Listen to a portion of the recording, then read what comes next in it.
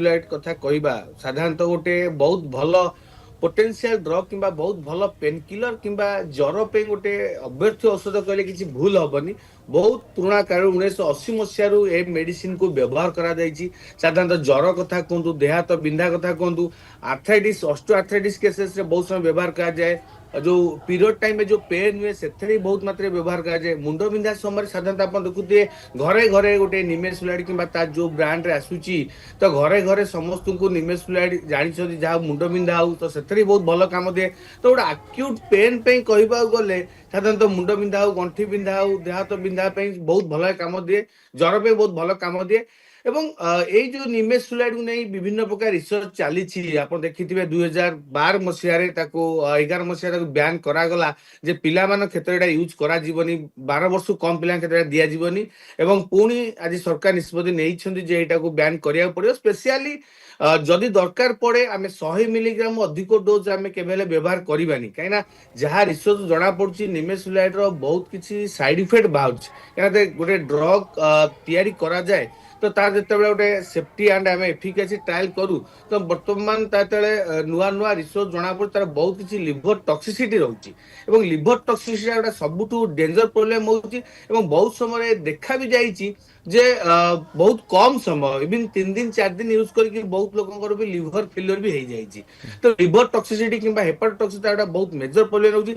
एमिति nimesulide liver injury होची किंबा लिभर टॉक्सिसिटी जो बहुत समय हुए तो ट्रांसप्लांटेशन भी आवश्यकता पड़ी ता सहित कौन पेट रिलेटेड प्रोब्लेम जोटा आप स्टोमक पेन कथा कहूँ गैस्ट्रिक ब्लीडिंग कथा कहूँ से साइड इफेक्ट रोचे।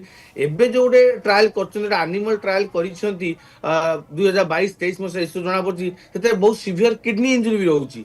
तो जो आमर ब्लीडिंग रिस्क रोचे कि लिभर इंजुरी रिस्क रोचे किडनी रिस्क रोचे तो से सब निश्चिंत भाव में गोटे भयंकर जिनस जदि से घातक हो शरीर पर कि बहुत समय लोक जीवन नहीं जाऊँगी तो जहाँ भी रोक लगे आवश्यक। तेणु साधारणतः आम कहवा जे किसी दिन आगु आप 2 वर्ष होते निमेसुलाइड सहित कौन पेन किलर किंबा ड्रग्स कॉम्बिनेशन टाक भी बैन कराइला। एवं जो कहु निमेसुलाइड जदि दरकार पड़े जो सीवियर पेन क्षेत्र जदि दिया भी जीव 100 मिलीग्राम अधिक दिया जीवनी।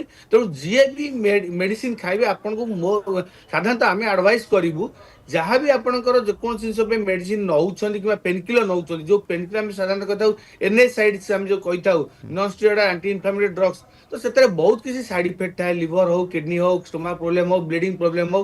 तेणु आप सब डाक्तर परामर्श हिसाब से औषध सेवन करूँ। लोक मैंने जो घरे घरे ओवर द काउंटर जाकि कार मुंड बिंधा है निमेसुलाइड खाईदेला कार देह हाथ बिंधा है से गोटे डाक्लोफिनाक खाईदेला यही सब जिन केवल निमेसुलाइड नुहे any type of pain killer कहीं जेकोसी भी एनएसाइड्स टाइप पेन किलर रोची non steroid anti inflammatory drugs रोची बहुत किसी साइड इफेक्ट रोची समस्त पेन किलर किसी ना कि साइड इफेक्ट होती। तो कौ पेन किलर केते बयसर पिला केते ओजन पिला केते डोज दिज्व केते दिन पे दिज्व तार बहुत किसी फार्माकोलॉजी कि रिसर्च रही आप मन इच्छा जी नहीं सी गोटे ओवर द काउंटर जहाँ मन इच्छा खाईदे से मेडिसिन कम कर साइड इफेक्ट हम सेमती किसी ना। तो आम साधारणतः गोटे उपदेश देवु जार भी कौन आक्यूट पेन पे कौन पेन पे कौन पेन किलर दरकार पड़ुछि तो आप डाक्तर परामर्श हिसाब से औषध सेवन करूँ प्रेस्क्रिप्शन औषध सेवन करूँ। सरकार ब्यान लगे तो निहाती बहुत डॉक्टर बिना परामर्श किसी मेडिसिन बहुत बहुत धन्यवाद। आप सहित डॉक्टर सूर्य प्रकाश चौधरी स्वास्थ्य विशेष